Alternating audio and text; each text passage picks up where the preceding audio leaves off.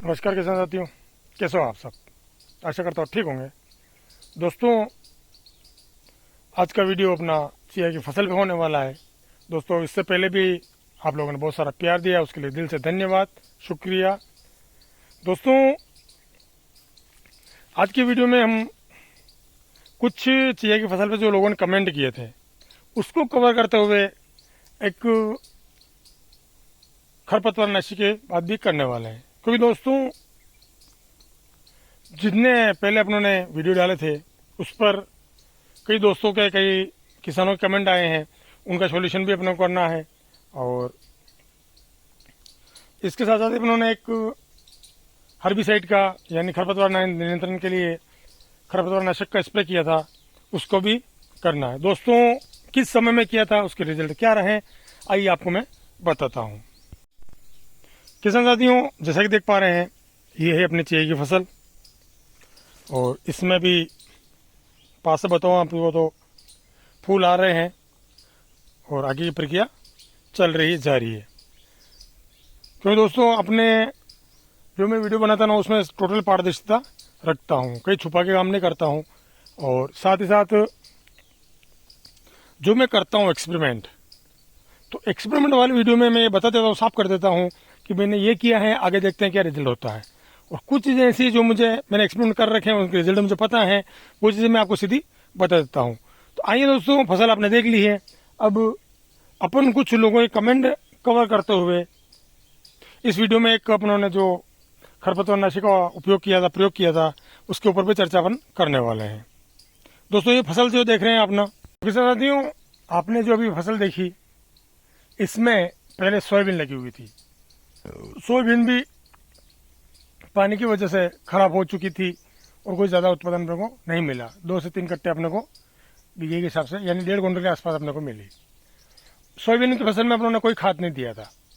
कभी ऐसा भी हो गया यार, पहले खाद दे रखा है, तो अपनों ने उसमें कोई खाद नहीं दिया था और ना NPK दिया था, ना कोई DAP दिया था, ना कोई फॉस्फोरस दिया था। उसके बाद में जैसे सोयाबीन की फसल ली अपनों ने और इस खेत को अपने हक जोत कर इसमें चिया की बुआई कर दी। चिया की बुआई करते समय भी अपनों ने कोई खाद नहीं दिया, जो बेसल डोज में देते हैं ना, वो कोई से खाद अपनों ने नहीं दिया। तो किसान साथियों, उसके बाद में जब पहले अपने इसको चिया के बीज को लगा खेत में पानी दिया, उसके बाद में जो पहली सिंचाई की ना, उसको भी अपनों ने कर दी और उसके 15 से 20 दिन लगभग निकले, फिर अपनों ने इसमें सिर्फ यूरिया दिया है।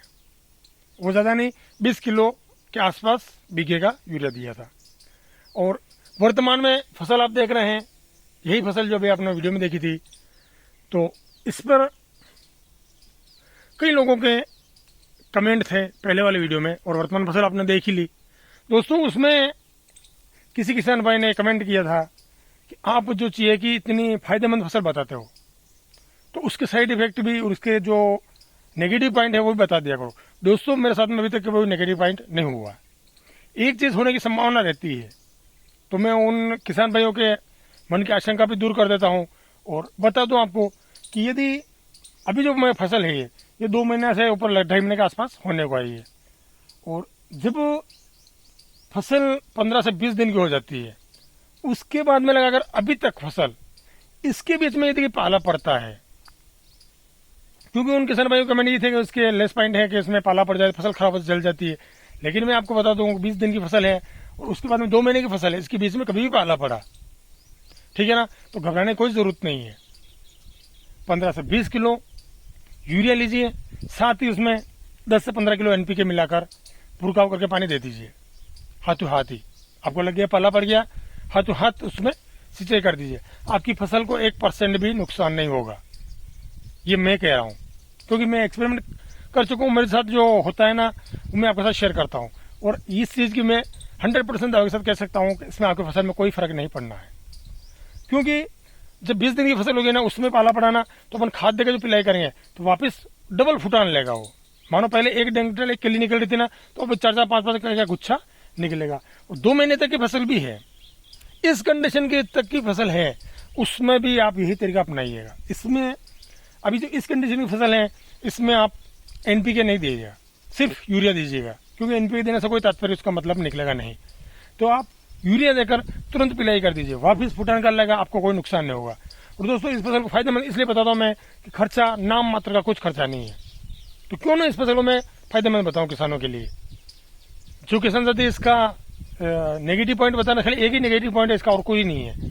ये पाला पड़ जाए तो तुरंत यूरिया देकर पिलाई कर दीजिए। यदि फसल 1 महीने की है तो साथ में एनपीके दे दीजिए, और नहीं है 2 महीने की फसल है, 2.5 महीने की फसल है, तो आप सिर्फ यूरिया देकर पिलाई कर दीजिए। तो आपका कहीं से कहीं फसल में नुकसान नहीं होगा और उससे ज्यादा उत्पादन मिलेगा। जो भी मिल रहा है ना उससे ज्यादा उत्पादन मिलेगा, यदि डबल से 7-7 पाला नहीं गिरा तो। ठीक है दोस्तों, तो ये तो हो गई जो कमेंट वाली बात थी वो। अब दोस्तों जब 1 महीने की फसल थी तो इस फसल में कहीं कहीं घास वर्गीय पौधे अपनों ने देखने को मिले थे। तो दोस्तों उसको खत्म करने के लिए अपनों ने जो एंजल वाला टेक्निक है वो स्प्रे किया था। 20 से 25 ml प्रति टंकी के हिसाब से अपनों ने स्प्रे किया था, और घास वाले जो भी खरपतवार थे वो सारे खत्म हो गए। अभी आप देख सकते हैं इसमें कोई भी खरपतवार आपको देखने को नहीं मिलेगा, और यदि बाद में कोई खरपतवार निकला भी सही तो वो पनप नहीं पाएगा, बिल्कुल खत्म हो जाएगी। फसल काफी बड़ी हो चुकी है। 1 महीने की फसल थी, उस समय अपनों ने एंजल वाला टेक्निकल यूज करके खरपतवार नाशी स्प्रे करके अपनों ने खरपतवार को खत्म कर दिया था, और वर्तमान में फसल आपके सामने है। ठीक है, तो दोस्तों मैं हवाई बातें नहीं करता हूं, जो करता हूं एक्सपेरिमेंट वो आपके साथ शेयर करता हूं। और आपको भी यदि ये खेती अच्छी लग रही है तो आप कर सकते हैं।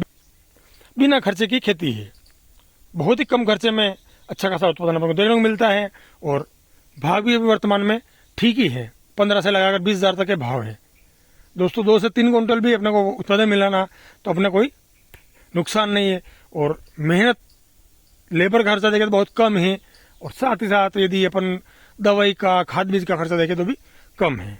तो मेरे हिसाब से तो कोई घाटे की फसल नहीं। 3 साल से रेगुलर मैं इसको कर रहा हूँ, और अच्छा खासा बेनिफिट अपने को देखने को मिल रहा है। साथियों आशा करता हूँ आपकी जो आशंका थी, आपके जो सवाल थे, आपके जो कमेंट थे, उनका जवाब इस वीडियो में आपको मिल गया होगा। दोस्तों बेहिचक करके आप चाहिए खेती कर सकते हैं। हाँ, लेकिन इसका तात्पर्य ये भी नहीं कि आप लमसम एरिया में इसको लगा दो, क्योंकि मार्केट में मांग बनी रहेगी तो भाव अपने को अच्छे मिलेंगे, और यदि मांग खत्म हो गई, कम हो गई, तो भाव कम पड़ जाएंगे। इसलिए ज्यादा नहीं, बीघा 2 बीघा 3 बीघा 4 बीघा, इससे ज्यादा नहीं, इतनी खेती करते रहिए, अच्छे भाव मिलते रहेंगे। क्योंकि दोस्तों दूसरे फसलों में अपने को भाव क्या मिल रहे हैं सबको पता है। ठीक है ना, और खाद की बहुत न्यूनतम जरूरत होती है, एक बार खाद दे दी अपना काम हो जाएगा।